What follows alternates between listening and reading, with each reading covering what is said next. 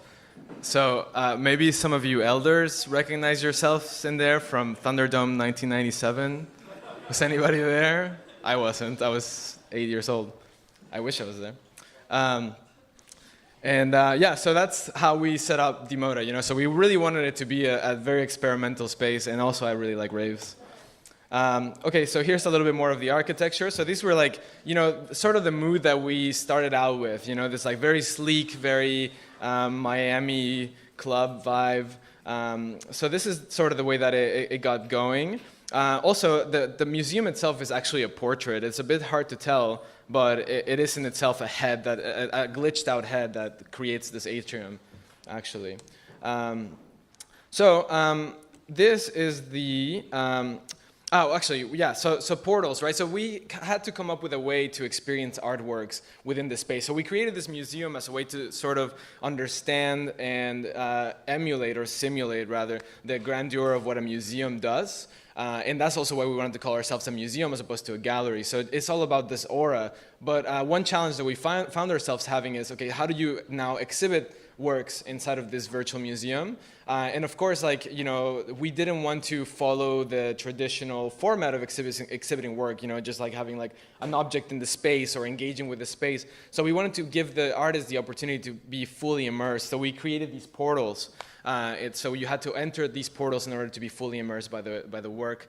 And also on a stylistic note, dealing with a museum, of course, as you guys all know, as many of you guys are European, the canon of beauty most accepted by museums has been this Eurocentric Greek canon of beauty. So part of what we wanted to do as well was bring in the canon of beauty that I'm most acquainted with, which is actually the Mexica canon of beauty. So there's some references, of course, to Mexica architecture, Mexica mythology, and that includes the pediment itself, has some of that.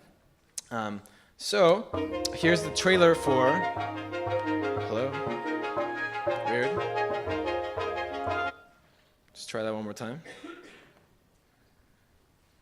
So this is the trailer for 1.0.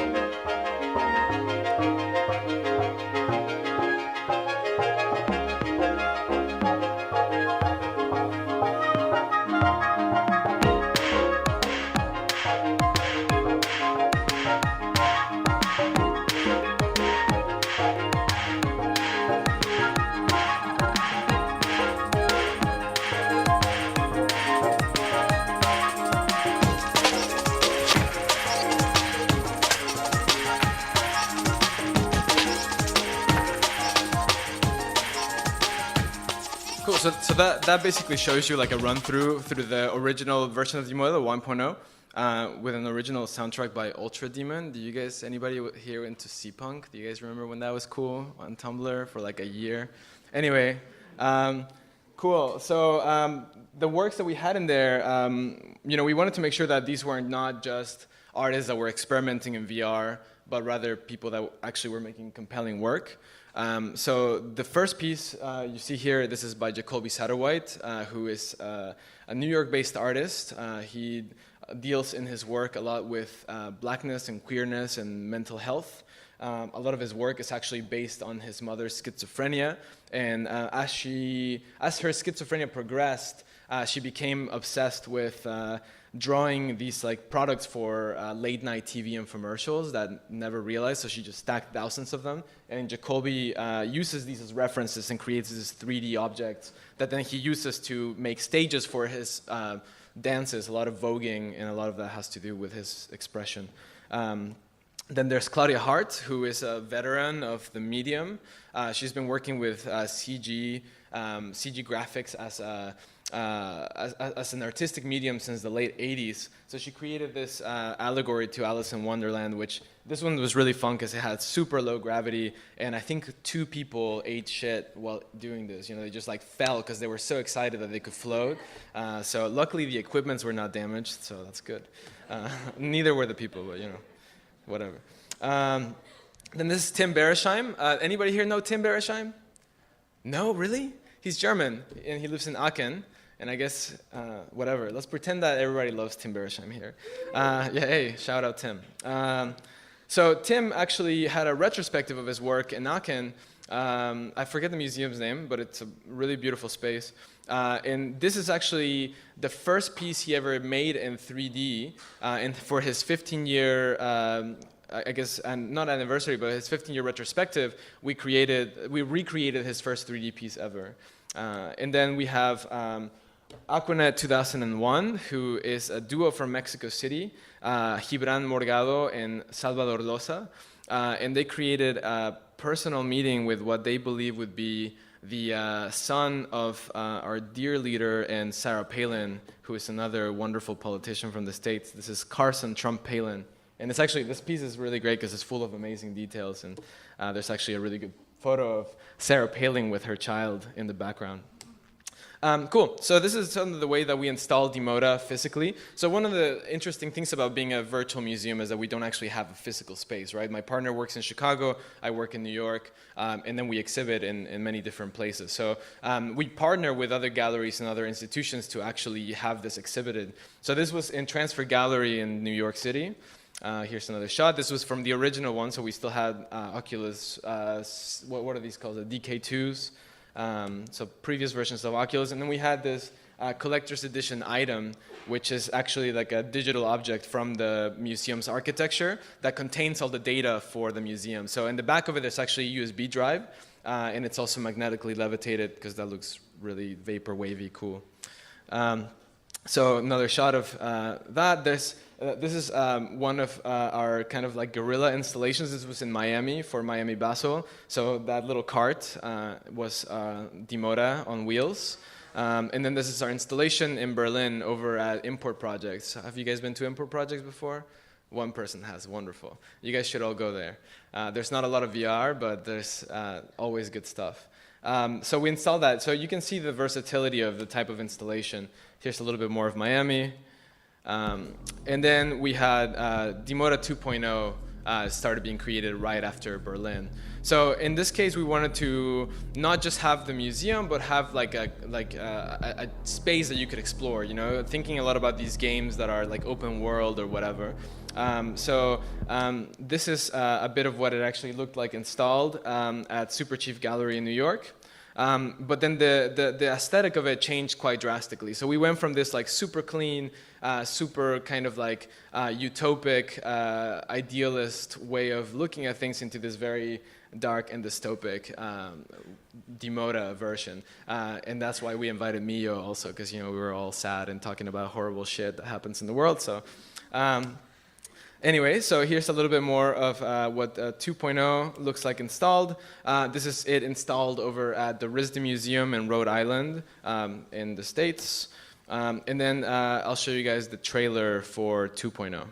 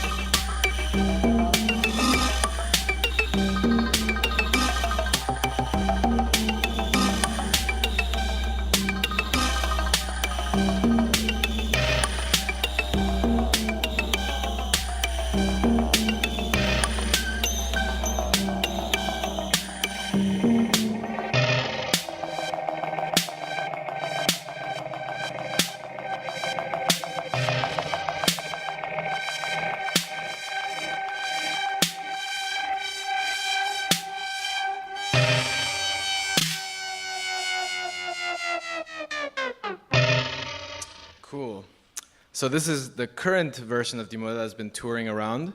Actually, it will be available to check out after this talk, somewhere in that vicinity. So this time around, we actually invited 2 curators to work with us. And it was Elena Acosta, who's a Venezuelan curator, who actually is who brought Mio on, and Eileen Isagan-Skyers, who's a curator from the Philippines living in New York. Here are the artists, so I'll tell you guys a bit about them. So on the top left, we have Brenna Murphy, who is an artist originally from Portland, now living in New York, and her work deals a lot with psychedelia and spirituality and shamanic experiences. She's basically like a cyber hippie from Portland. She's super, super dope, so chill. And then, of course, we have Mio van Stennis, who, those of you guys that were here previous to my talk, you basically heard her describe this. But for those of you guys that weren't here, Mio is an artist from Venezuela living in Paris as a political refugee, and her work is dealing a lot with a tribute to Doom, exploring toxic masculinity and warfare. Does that sound fair? As a quick, yeah, maybe? Okay. Then bottom left, we have Theo Trian, who is a Greek artist living in LA, doing a lot of really amazing experiments with technology, and in this case, he presented a self-portrait. And then on the bottom right, we have Rosa Menkman, who also spoke earlier today about this project specifically, in which you get to experience the trek of a file type as it deteriorates through its 1000th cycle. So we commissioned all these artists to create these pieces individually for us, and same with DiMoDA 1.0. These are all original commissions for DiMoDA. And then finally, this is the 3.0 lineup. So DiMoDA 2.0 has been on tour since September, so it's gone through New York, Miami, Dubai, Rhode Island, Geneva, a bunch of other places that I can't think of right now, and now it's here in Berlin. And 3.0 is currently in the making, so we're currently developing this at the moment. And these are the 4 artists that we're going to have showing. So on the top left, we have Shane Mecklenburger, who is actually quite a physical artist. He works heavily in sculpture and uses Unity as part of his installations. He's also obsessed with diamonds, so he makes diamonds. Lately, he made one from Roadkill, one from Bullets, and one from a partial script of Superman 3. I don't know how this happens. And then we have Moroshin Alayari, who, does anybody here know Moroshin's work?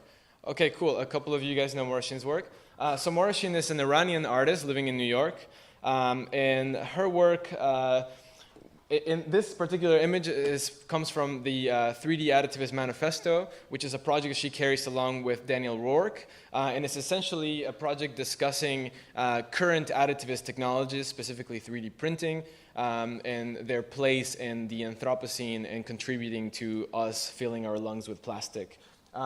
She is also working on a series of Iranian mythology that is essentially summoning female demons to come and destroy all males from the earth. So I'm going to contribute to that. And then there's Ryndon Johnson at the bottom left. Bottom left. Ryndon Johnson is a trans man dealing with transness through poetry and virtual reality. So we'll have some of Ryndon's work. And then we have Paul Hertz, who is more or less along the same lines as Claudia Hart in terms of when he started working with computers and CGI.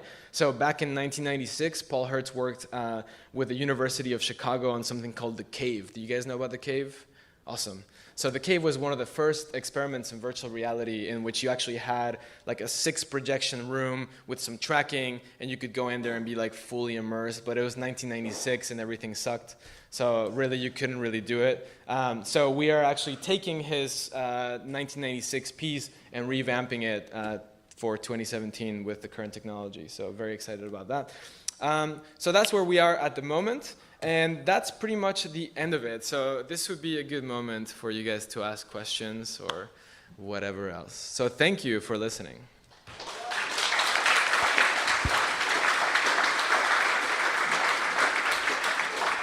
Also, you can hit me up at either one of those ats. So, do we have time for questions or not? No. Okay, then don't ask me anything.